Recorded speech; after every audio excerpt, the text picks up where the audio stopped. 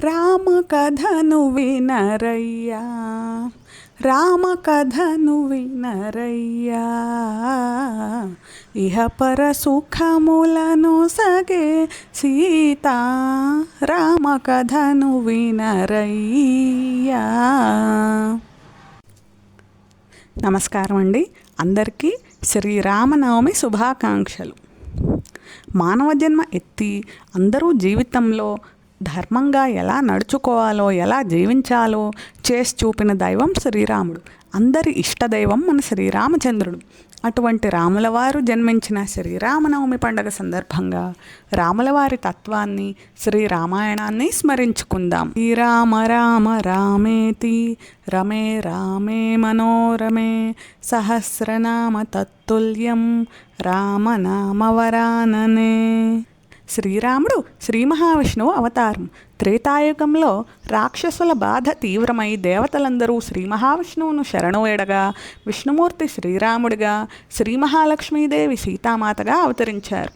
ఆదిశేషుడు లక్ష్మణుడిగా అవతరించారు. శ్రీమన్నారాయణుని శంఖు చక్రాలే భరత శత్రుఘ్నులుగా అవతరించారు. దైవాజ్ఞానుసారం వాల్మీకి మహర్షి శ్రీరామాయణం రచించారు. విష్ణుమూర్తి ఆయనకు దివ్య దృష్టి ప్రసాదించి రామకథనంతటిని దర్శించి కావ్యంగా రాసేలా అనుగ్రహించారు. ప్రపంచంలో మంచి గుణములు కలిగిన మానవుడు ఎవరు అని నారద మహర్షిని వాల్మీకి ప్రశ్నించగా 16 గుణములు కలిగిన పరిపూర్ణ మానవుడు శ్రీరామచంద్రమూర్తి అని చెప్పారు. ఆ 16 గుణాలు ఇవే. రాముడు గుణవంతుడు, వీర్యవంతుడు. మన శ్రీరాముడు ధర్మాత్ముడు, కృతజ్ఞతాభావం కలిగినవాడు, సత్యం పలికేవాడు. మన శ్రీరాముడు దృఢమైన సంకల్పం కలిగినవాడు, చక్కటి చారిత్రము కలిగినవాడు, అన్ని ప్రాణుల మంచి కోరేవాడు, విద్యావంతుడు, సమర్థుడు, సౌందర్యము కలిగినవాడు, ధైర్యవంతుడు, క్రోధాన్ని జయించినవాడు, తేజస్సు కలవాడు, ఏకపత్నీ వ్రతుడు, ఎదుటివారిలో మంచిని చూసేవాడు, అవసరమైనప్పుడు మాత్రమే కోపాన్ని తెచ్చుకోగలిగినవాడు. ఇక మా అమ్మ సీతమ్మ భూదేవిని మించిన సహనాన్ని కలిగి ఉన్న తల్లి, సకల సద్గుణాల రాశి. రాములవారు జన్మించింది చైత్రశుద్ధ నవమి రోజు. అదే రోజు ఆయన కళ్యాణం కూడా జరిగింది. ఆయన పట్టాభిషేకం జరిగింది కూడా శ్రీరామనవమే. ఇలా ఎన్నో విశేషాల సమాహారమై శ్రీరామనవమి ఉన్నది. శ్రీరామాయణాన్ని స్మరించుకుందాం. శ్రీరామ కథ విని తరిద్దాం. జై శ్రీరామ్.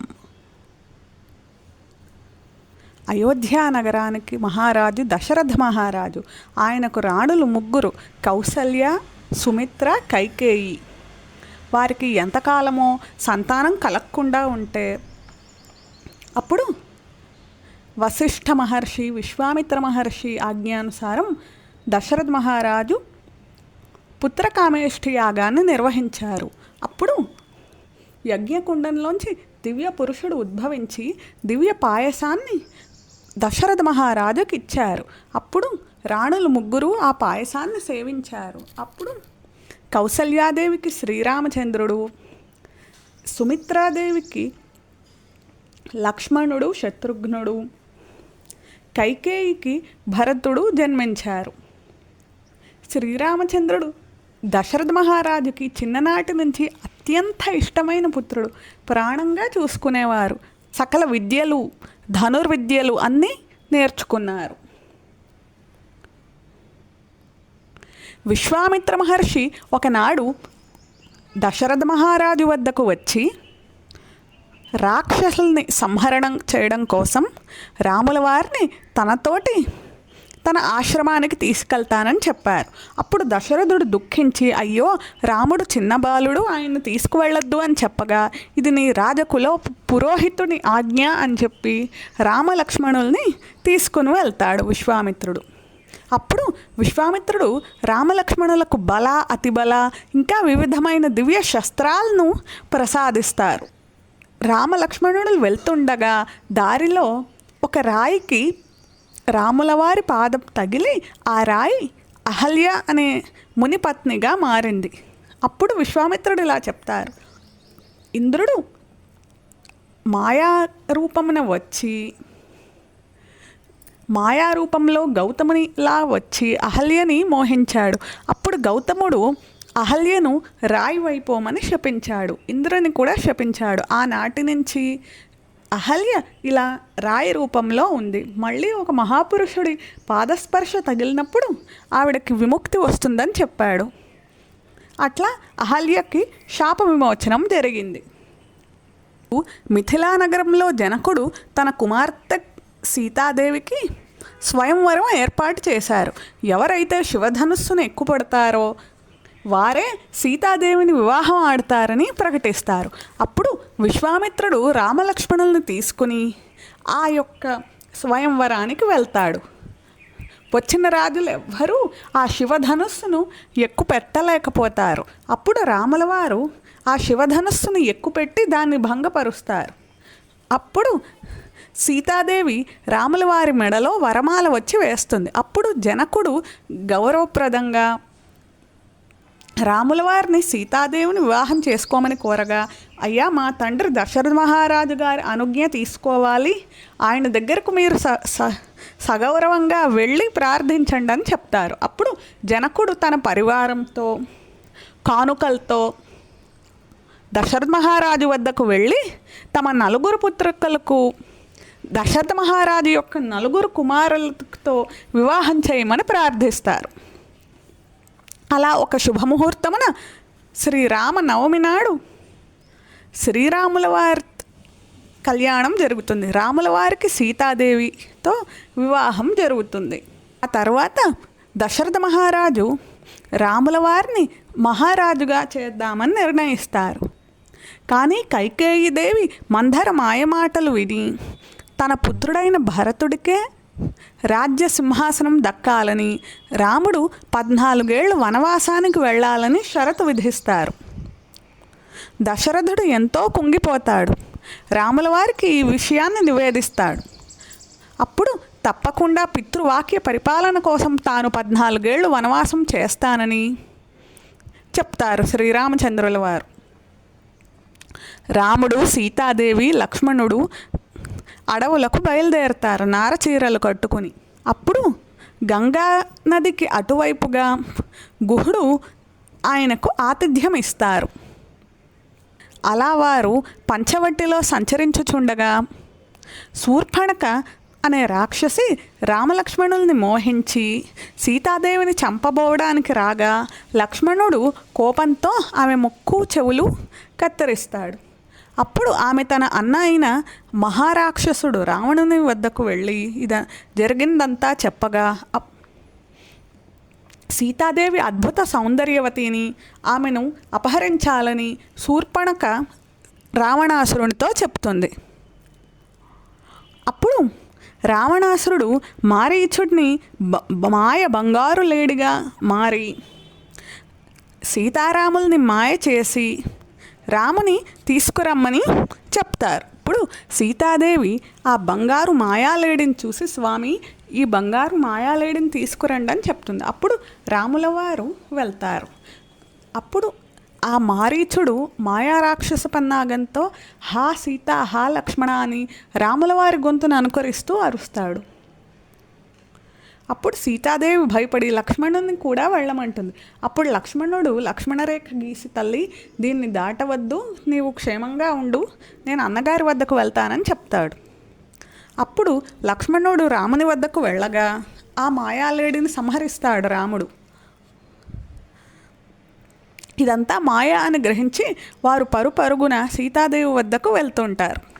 ఇంతలో రావణుడు ఒక భిక్షుకుడి రూపంలో వచ్చి భవతీ భిక్షాందేహి అని ప్రార్థిస్తాడు. అప్పుడు సీతాదేవి లక్ష్మణరేఖకు అవతల వైపు నుంచి భిక్ష వేయుచుండగా, లేదు గీత దాటవలసిందే అని చెప్తాడు. అలా గీత దాటగానే సీతాదేవిని అపహరించి తీసుకువెళ్తుంటాడు. సీతాదేవిని అపహరించి తీసుకువెళ్తుంటే జటాయువు అనే పక్షి రావణుడితో ఎంతో పోరాడుతుంది. అప్పుడు జటాయువు రెక్కలు కోసి సంహరించి దాన్ని కింద పడేస్తాడు రావణుడు. అప్పుడు రాముల వారికి జటాయువు జరిగిందంతా చెప్పి రాముల వారి చేతిలో కన్ను మూస్తుంది. అప్పుడు సీతాదేవి కోసం రామలక్ష్మణులు ఎంతగానో గాలిస్తూ ఉంటారు. రాముల వారికి రోజు రోజుకి దుఃఖం పెరగసాగుతూ ఉంటుంది.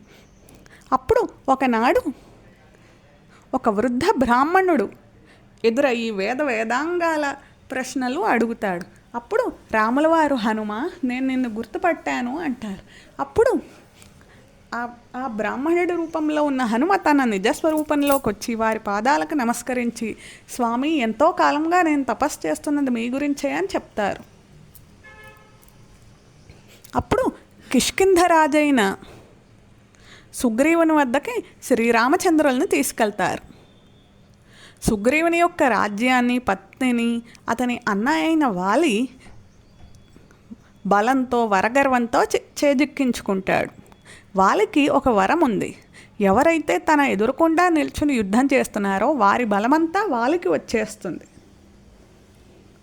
ఇది తెలుసుకున్న రాముడు ఎన్నో విధాలుగా ప్రయత్నించి భంగపడి అప్పుడు చెట్టు చాటు నుంచి వాలిపై బాణం వేసి సంహరిస్తాడు. అప్పుడు సుగ్రీవుడు శ్రీరాముల వారితో మైత్రి చేసి తన రాజ్య సంపదల్లో మునిగి సీతాదేవి కోసం వానరుల్ని పంపడాన్ని మర్చిపోతాడు. అప్పుడు లక్ష్మణుడు కోపంతో ఆగ్రహించగా అప్పుడు క్షమించమని వేడుకుని అన్ని దిక్కుల వైపు ఎంతోమంది వానరులను, భల్లూకాలను పంపిస్తారు. దక్షిణం వైపుకి హనుమంతుడు, జాంబవంతుడు, అంగదుడు ఇత్యాది వానరులందరూ వెళ్తారు. దక్షిణ సముద్రం ఒడ్డున సంపాతి అనే పక్షి ఉంటుంది. తాను జటాయువుని యొక్క అన్నని అని, సూర్యుడి వద్దకు వెళ్ళినందుకు తన రెక్కలు కాలిపోయి ఇక్కడ కింద పడ్డానని చెప్తుంది.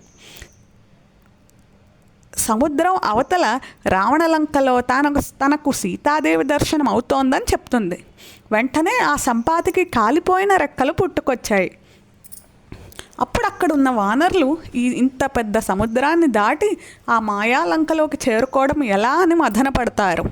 అప్పుడు జాంబవంతుడు స్వామి హనుమని పిలిచి, హనుమ, నీ బలం నీకు తెలియదు, నీవు అమేయ పరాక్రమవంతుడివి, నీవు రుద్రావతారానివి, రాముల వారికి లోకానికి గొప్ప మేలు చేయడానికే నువ్వు అవతరించావు, లే, నీ బలమంతా పుంజుకో, వెళ్ళి మాయా రాక్షసుల్ని సంహరించి సీతాదేవి దర్శనం చేసుకుని రమ్మంటారు.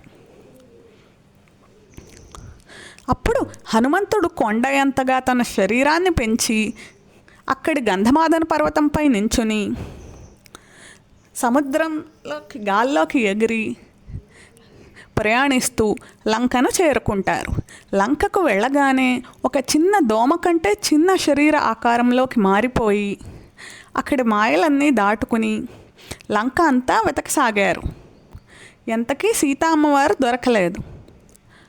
అప్పుడు ధ్యానంలో కూర్చుని దుఃఖంతో అమ్మవారిని ప్రార్థిస్తారు. అప్పుడు ఆయనకు అశోకవనం కనిపిస్తుంది. అప్పుడు అశోకవనంలో సీతాదేవి దర్శనమిస్తారు.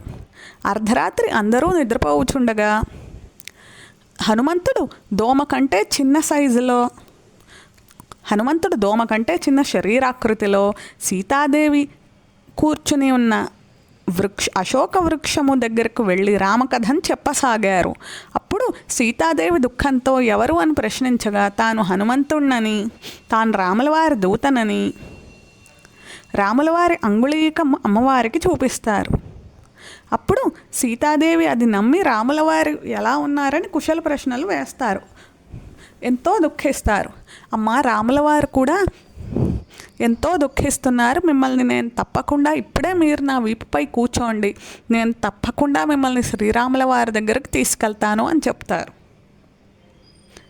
హనుమ, నీవే ఇంత చిన్నగా ఉన్నావు, నీవు నన్నెలా తీసుకెళ్తావు అంటారు. అప్పుడు హనుమంతుడు తన పంచముఖ దశభుజ మహాకృతిని సీతామ్మవారికి చూపిస్తారు.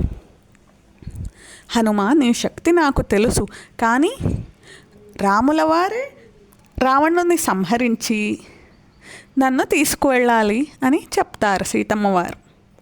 అప్పుడు హనుమంతుడు రావణలంక యొక్క గుట్టును తెలుసుకోవడానికి, వారి రాక్షస శక్తుల బలాబలాలు తెలుసుకోవడానికి రావణాసురునికి ఒక ఆఖరి హితవాక్యం చెప్పడానికి అశోకవనాన్ని ధ్వంసం చేస్తాడు.